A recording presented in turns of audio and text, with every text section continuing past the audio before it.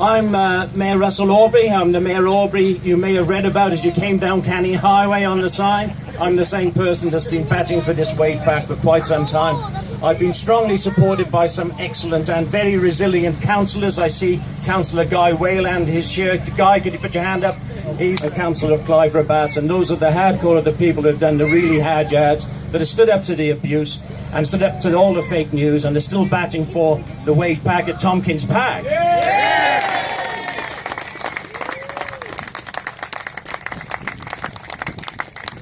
I should say welcome, ladies and gentlemen, boys and girls. Got to recognise all those youngsters here. Something for the youngsters to start with.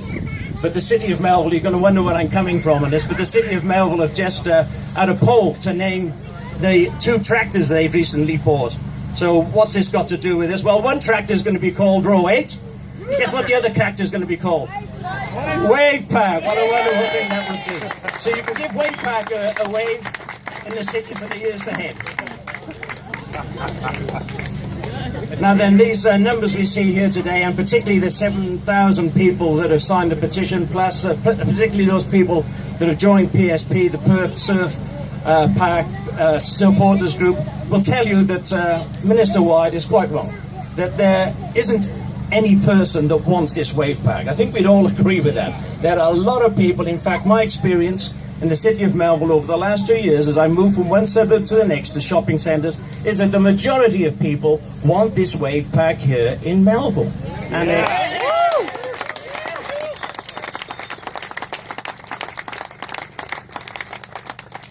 now, of course, the other serious objection from Minister Wyeth was the use, the continued community use of that 3,500 square metres of land, which no one would have ever drawn exception to, and no one ever took any notice of. It was never part of the debate until someone realised if this is taken away from the wave park, that it's not sold to the City of Melville, then it would stop the project altogether. So when it became an issue that could stop the project, suddenly people were saying, we need this land to be kept for the community. Well, 3,500 square metres of land are required to make this wave park work. 1,400 square metres of that land, 1,400 square metres of that land is already sectioned off, and as you would see it as part of the bowling club. They're redundant bowling greens, and they are the trapeze school, which no longer functions. So 1,400 metres of that land is currently sectioned off in the community. You can't use it. If it was incorporated into this 3,500 square metres of land, it would attract the construction of the wave park, and it would also attract possibly 1,000 people a day recreating there. And the minister wants the community to get used to that land. My goodness me, give it to the wave park, let's build it, and let the community get used to that 3,500 square metres of land in a way they never have before.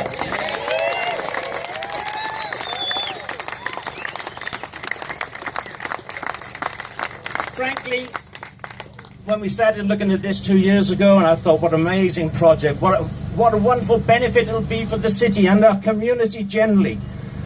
I thought, well, this 3,500 square metres of land won't be a problem. They'll give it to us to make the whole thing work. They'll say, straight up front, you can have that for the benefit of tourism, for the benefit of recreation, to improve the environmental impacts down there, for the benefit of the general amenity, for the aesthetics of the area. I thought they would give it to us. I never thought it would be a stumbling block, but that's the way it's turned out to be because of the political influences involved. My job is to represent the whole of the community of Melville. Same for everyone that it's an elected member. It's not my job to represent noisy minorities or the pressure groups that lead them. These pressure groups have distorted the democratic processes and have deprived you of your democratic rights. You are ratepayers, you are taxpayers, and you want the wave park. And we've got to make that absolutely clear.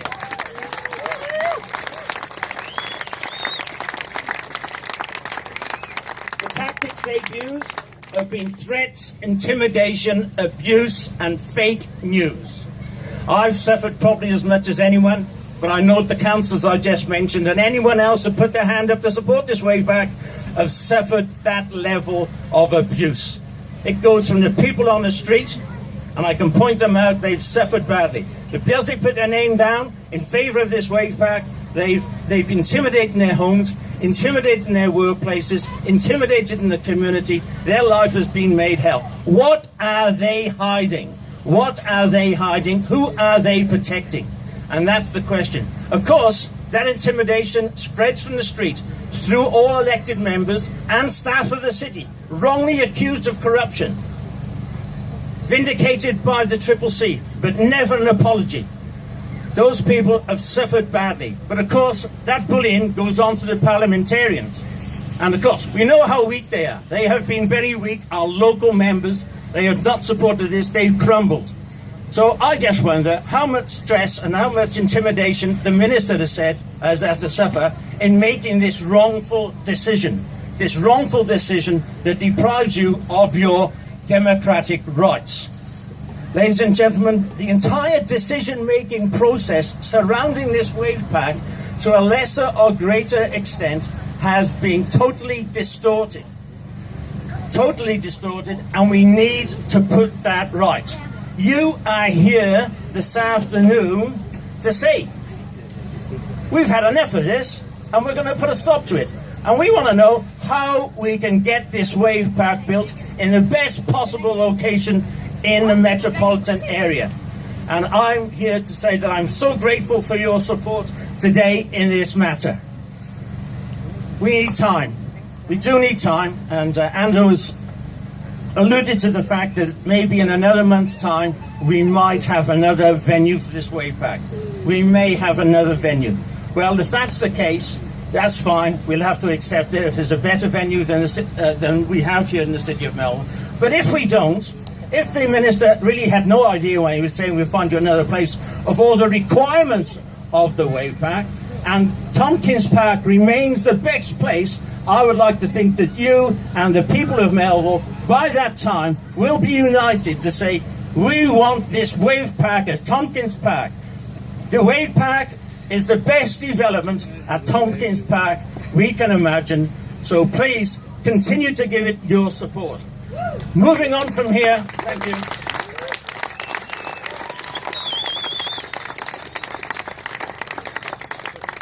What do we do from now on in? Please, all of you, particularly if you're residents of the city of Melville or you're friends in the city of Melville, please connect up with myself and other elected members on Facebook. Of course, if you're not already PSPS members, please sign up with them. They need all the support they get to make this a reality. Ladies and gentlemen, remember, united we stand, okay? Divided we fall, but united we are stronger together. Thank you, ladies and gentlemen.